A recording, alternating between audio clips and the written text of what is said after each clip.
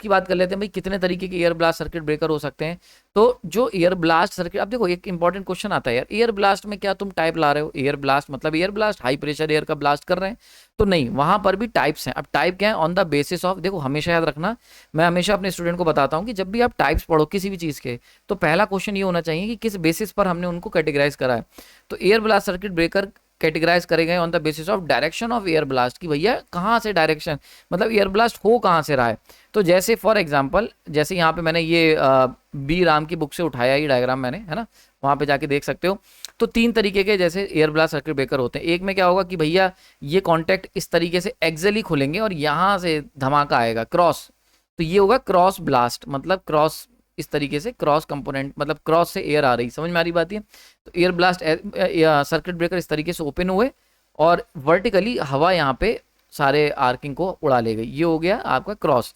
अगली बार क्या होगा, दूसरा केस होता है, दूसरा अगर हम टाइप देखें तो वो होता है single blast type axial blast circuit breaker. अब इसके अंदर क्या होता है, ये जो आप देख रहे हो ये जो मूविंग कॉन्टैक्ट है और ये हमारा फिक्स कॉन्टैक्ट, तो ये मूविंग कॉन्टैक्ट इसके अंदर ही फिट होता है।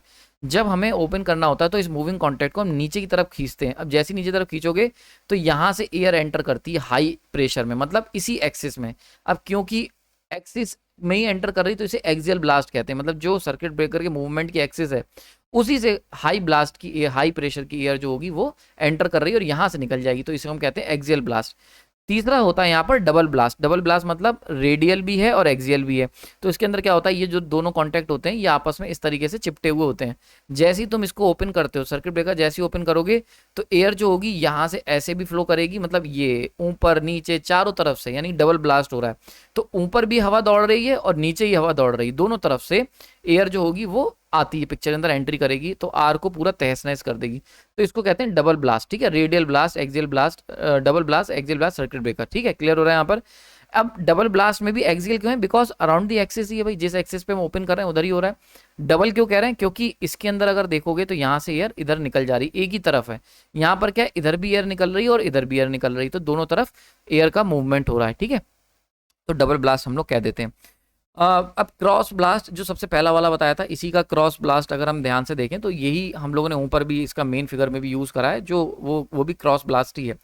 तो ये क्या होता है, इसके अंदर आर्किंग क्यूट जो होते हैं कूलिंग एंड लेंथनिंग के लिए हम लोग यूज करते हैं। साथ ही साथ यहाँ पर हम इंटरप्ट कर सकते हैं current, up to 100 kilo ampere तक का करंट को इंटरप्ट करा जा सकता है एट कंपैरेटिवली लोअर वोल्टेजेस, ठीक है, वोल्टेज इसमें लेकिन लोअर रहते हैं, ठीक है। सबसे इंपॉर्टेंट चीज यहाँ पर, इसके अंदर हम लोग रेजिस्टेंस स्विचिंग का इस्तेमाल नहीं करते, हमें जरूरत नहीं है यहाँ पर रेजिस्टेंस स्विचिंग का इस्तेमाल करें। लेकिन वहीं पर दूसरा होता है एक्सियल ब्लास्ट, जिसके अंदर हमने देखा कि सर्किट ब्रेकर के अंदर ये मूविंग कॉन्टैक्ट था और ये फिक्स कॉन्टैक्ट था। जब हमें पता चला कि फॉल्ट हो गया तो ये मूविंग कॉन्टैक्ट को हमने धीरे धीरे करके बाहर निकाल लिया। जैसे ही से बाहर निकालोगे तो जैसे ही बाहर निकलेगा यहाँ से एयर एंटर करती है, इसको हम कहते हैं एक्सियल ब्लास्ट, क्योंकि around along the axis of the circuit breaker contact का जो एक्सेस है मूवमेंट का, उसके अलाउंग एयर एंटर कर रही है, इसीलिए इसको एक्सियल ब्लास्ट कह देते हैं। तो ये सुटेबल होता है एक्स्ट्रा हाई वोल्टेज और सुपर हाई वोल्टेज एप्लीकेशंस के लिए, ठीक है, याद रखना। तो जो क्रॉस ब्लास्ट है इसका इस्तेमाल हम लोग लो वोल्टेज एप्लीकेशन पे ही करेंगे, लेकिन जब आप EHV या फिर सुपर हाई वोल्टेज एप्लीकेशन पे जाओगे तो भैया एक्सियल ब्लास्ट को प्रेफर कर सकते हो, सिंगल या डबल वो तुम्हारे ऊपर है, ठीक है। एम्प्लॉय रेजिस्टेंस स्विचिंग का इस्तेमाल करा जाता है ट्रांजिएंट वोल्टेजेस को स्विच करने के लिए, सप्रेस करने के लिए, ठीक है। अब ट्रांजिएंट वोल्टेजेस कहाँ से आएंगे, बहुत इंपॉर्टेंट चीज है। तो ट्रांजिएंट वोल्टेज आते हैं आपके करंट चॉपिंग के दौरान। जब करंट चॉपिंग, देखो भाई अभी मैं भी आपको बताऊंगा, अभी देखो एयर ब्रेक सर्किट ब्रेकर जो थे ये काफी ज्यादा एयर ब्रेक सर्किट ब्रेकर थे, ये बहुत ही ग्रेजुअली काम कर रहे थे, धीरे धीरे आर को क्वेंच कर रहे थे, तो टेंशन नहीं थी। लेकिन एयर ब्लास्ट सर्किट के अंदर जैसे ही कॉन्टैक्ट ओपन होगा एकदम से धमाके के साथ हाई प्रेशर एयर निकलेगी तो आर्क को एकदम से क्वेंच करा जाएगा, यानी कि हाई आर्क क्वेंचिंग फोर्सेज, समझ में आ रही बात है, यानी कि आर को जो सप्रेस करने वाली फोर्सेज हैं एयर ब्लास्ट सर्किट ब्रेकर में बहुत ही ह्यूज हैं, और अगर ये बहुत तगड़ी हैं तो ऑब्वियस सी बात है यहाँ पे हम सफर करेंगे करंट चॉपिंग की समस्या से। और दूसरा इसके पीछे करंट चॉपिंग की समस्या का मेन कारण है, देखो पहला इंग्रेडिएंट हो गया हाई आर्क क्वेंचिंग फोर्सेज, वो तो है। दूसरा कि भैया कोई स्मार्ट सिलेक्शन ही नहीं है, मतलब इसके अंदर अगर आप ध्यान से देखोगे तो इससे कोई फर्क नहीं पड़ रहा कि आर्क कितनी तगड़ी है, आर्क का जो एयर फ्लो है, एयर का ब्लास्ट है, वो सबके लिए सेम है, चाहे वो लो इंडक्टिव करंट की वजह से एक वीक आर्क हो या फिर सीवियर फॉल्ट करंट की वजह से एक स्ट्रॉन्ग आर्क हो।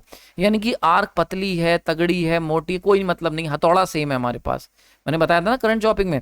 तो करंट चॉपिंग के लिए दो कंडीशन होनी जरूरी है, एक तो आर क्वेंचिंग फोर्सेस तगड़ी होनी चाहिए, मतलब आर को एकदम से खत्म कर दें, और दूसरा जो आर क्वेंचिंग फोर्सेस हैं वो इस बात से उन्हें फर्क नहीं पड़े, यानी कि वो इंडिपेंडेंट हो आर्क करंट की सीवियरिटी की। बहुत इंपॉर्टेंट बात बता रहा हूँ, पूरी बुक पढ़ डालोगे ना, रट डालोगे, तब भी ये जो जानकारी है जो मैं आपको दे रहा हूँ ये एक्सपीरियंस के साथ आई हैं, तो ये आपको ऐसे ही नहीं मिलेंगी, है ना। तो आपको ये बात ध्यान रखनी है कि जो आर्क क्वेंचिंग फोर्सेस हैं वो एक तो स्ट्रांग होनी चाहिए, दूसरा जो आर्क क्वेंचिंग फोर्सेस हैं ये इंडिपेंडेंट होनी चाहिए, मतलब इनको कोई फर्क नहीं पड़ना चाहिए कि करंट जो आ रहा है यानी कि आर्क आ रही है वो आर्क कितनी सीवियर है।